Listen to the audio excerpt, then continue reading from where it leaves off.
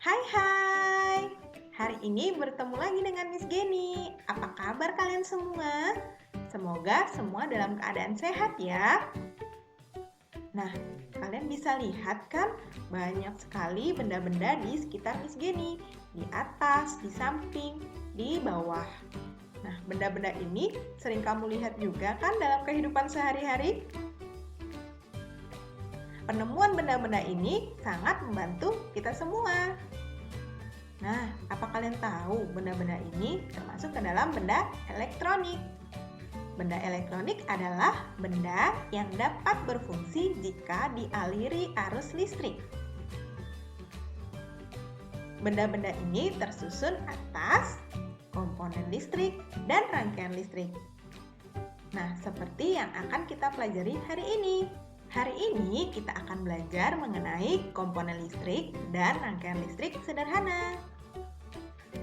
Tujuan kamu mempelajari materi ini adalah yang pertama, agar kamu mengetahui komponen-komponen listrik. Kamu juga bisa mengetahui rangkaian listrik sederhana. Yuk, kita mulai belajar.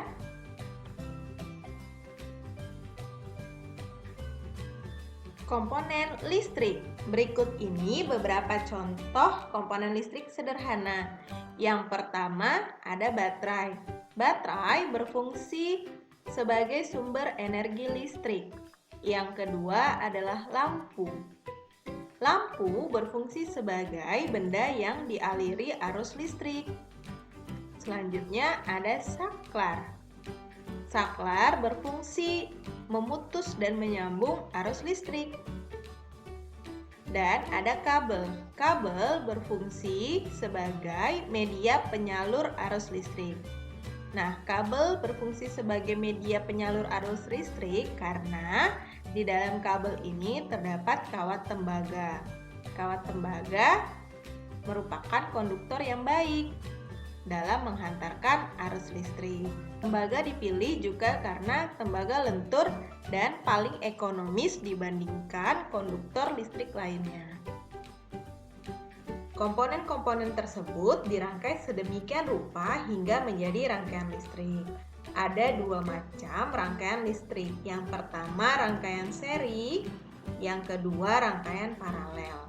Kita lihat yuk apa itu rangkaian seri. Rangkaian seri merupakan rangkaian listrik yang alat listriknya dipasang berderet tanpa cabang. Ini adalah contoh rangkaian listrik seri. Kelebihan dari rangkaian ini membutuhkan sedikit komponen sehingga biayanya lebih hemat dibandingkan dengan rangkaian paralel. Kekurangannya, jika salah satu lampu padam, maka lampu lain padam. Lampu menyala lebih redup. Rangkaian paralel merupakan rangkaian listrik yang alat listriknya dipasang sejajar sehingga terbentuk cabang. Ini adalah contoh rangkaian paralel. Kelebihan dari rangkaian ini, jika salah satu aliran listrik diputus, maka arus listrik di cabang lain tidak berdampak, sehingga lampu atau alat listriknya tetap menyala. Ini contohnya ya, jika lampu yang ini dipadamkan, lampu yang bagian atas tidak ikut padam. Lampu pada rangkaian listrik paralel ini juga menyala lebih terang.